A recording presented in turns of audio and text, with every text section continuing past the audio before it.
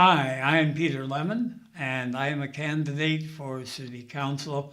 I'm hoping to be re-elected.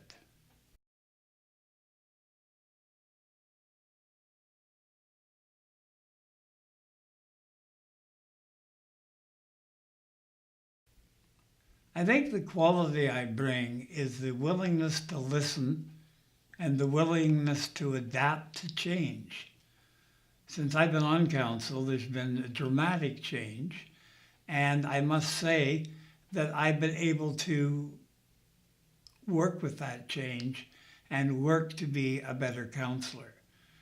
I found the tools of a computer to be a great advantage because I can find out information almost instantly and do better research, which is important. To me, I remember what my grandmother said, you're born with 2 ears, 1 mouth. Listening is more important than talking. Listening to the electors of Owen Sound is something that I try to do as much as possible and to represent the interests of the people at all times. And when I say the people, I mean all the electors, not special interest groups, but the whole community. Because to improve Owen Sound, we must work together. And I believe I am a team player who is capable of adapting to new realities which are facing us almost every year. When we get to budget, it's always there isn't enough money. But the change is where sometimes we can find provincial or federal grants to aid us in moving ahead. I have a genuine concern for those persons who have challenges. That's why I've been very active in accessibility issues. It's important to look after everyone in the community.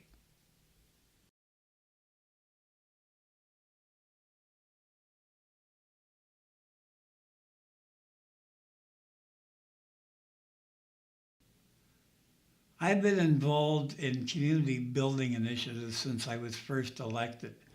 I made a pledge the first time I ran to see if we could get affordable housing in Owen Sound. And subsequently, I was able to get council to create the Owen Sound Municipal Nonprofit Housing Company. And since then, the company has built 228 units of housing. Recently, we opened some very accessible housing. This is housing with wide doorways so wheelchairs or scooters can access it. It's important to look after people in the community with special needs. These units have helped hundreds of families over the years, but we need more affordable housing, and that's something I've always championed. Another initiative I had was the Black History Cairn at Harrison Park. I was at a meeting and someone said, well, no blacks escaped here from slavery, which was not correct. And I talked to a descendant of one of those slaves and got council to get the committee together, and at no expense to the taxpayer, we built that. Another initiative that I undertook for the harbor was the lighting of the Manitoba. Again, this was done with no tax dollars, and we put about 5,000 lights on that through the Maritime Memorial of the Upper Lakes Committee. I believe each councillor has their strengths. My strengths are new ideas and new initiatives and not spending taxpayers' money.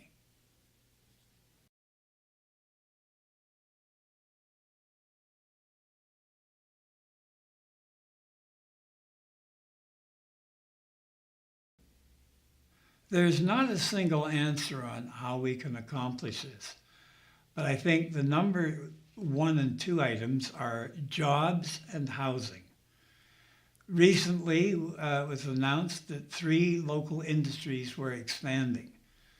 2 new industries are coming to Owen Sound.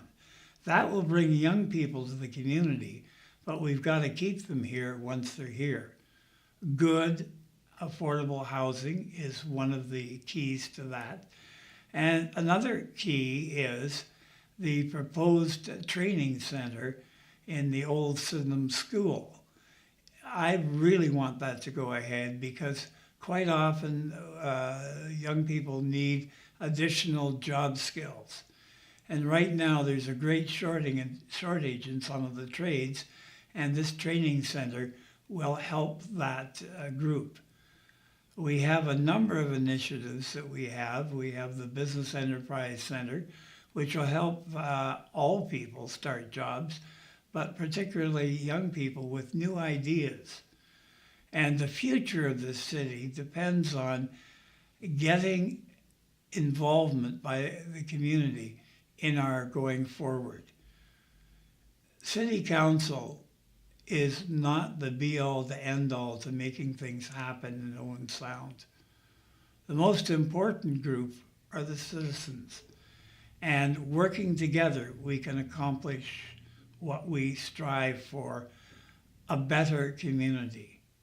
I've always liked the old nickname of Owen Sound, the scenic city.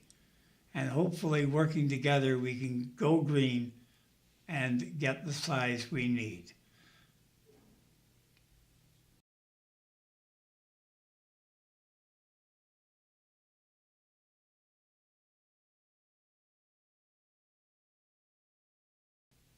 Well, the harbor is the key element of Owen Sound. And I said in a speech many years ago, Georgian Bay, which includes the harbor, is our past, our present, and our future. And I believe the city must continue to negotiate with the federal government for stability for the Owen Sound Harbor, which includes dredging. Recently, we unveiled the lighting up of the Manitoba on the East Harbor Wall. That was a model of the first steel ship built on the Great Lakes and in Canada. And that was built not in Hamilton or Toronto, but right here in Owen Sound. Our harbor is a huge amount of our heritage. We had the first dry dock in the Upper Lakes.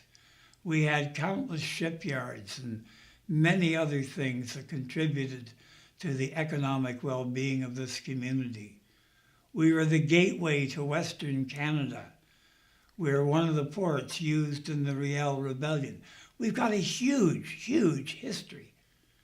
And by putting that history back around the harbor and in the Sound, we will create tourism for this community, which is good economic news. It's also a method of educating our younger generations about our history and heritage, which is absolutely fascinating. And recently, for instance, we sort of had to change the history books when we discovered the existence of a map done by Father Saint-Jean-de-Boeuf 400 years ago about our area.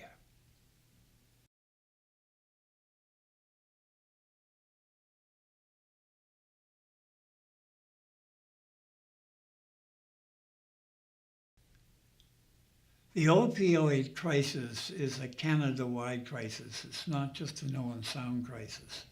So what we need to do as a council is work to bring all the various help groups that are here to the problem.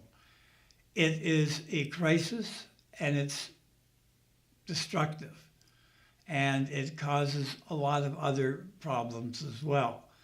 Because if you're using opiates, you have to have a fairly substantial income. And a lot of the people who use the drugs are not capable of working, so often crime is involved, theft and other things, and robbery. So what we have to do is work with those people in the community who are trying to help people with addictions and find out what other communities are doing. And I think council is going to have to focus on this, as I think municipal governments are and provincial and federal governments are, because we've got to come to grips with it. It is a tragedy, and what it does to people is horribly destructive to their health, to their families, and to their community. I do not have an answer for the opioid crisis. Anyone who claims they do, well, I question it. I believe we have to work together as a community to help the people who've become addictive. And I believe that there are organizations that can help these people, and we have to work with them to save these people. It is a crisis. It's here, and it's now.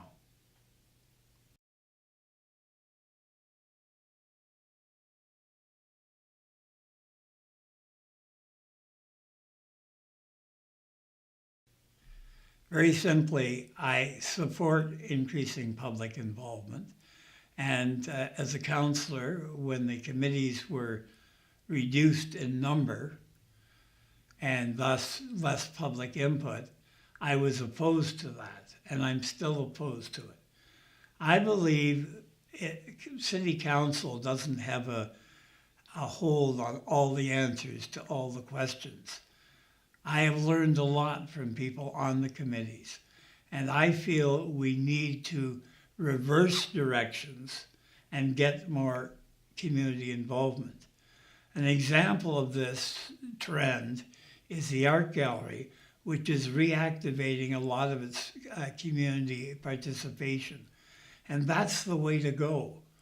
My very successful committees that I've instigated, such as housing and historic projects, have all prospered because of involvement of people, involvement of the community. And quite often, somebody on a committee will come up with something that makes things viable, makes things work. I will, if reelected, work to involve more of the community in and certainly increase the number of committees and opportunities for people to help the city. Because these committees, when they're well stocked with good people, can make Owen Sound an even better place, and a place where people certainly want to live, which is, of course, our slogan. I also believe we have to listen to the community. And as I said before, 2 ears, 1 mouth, listen lots, because frankly, you'll gain more input, means better decisions.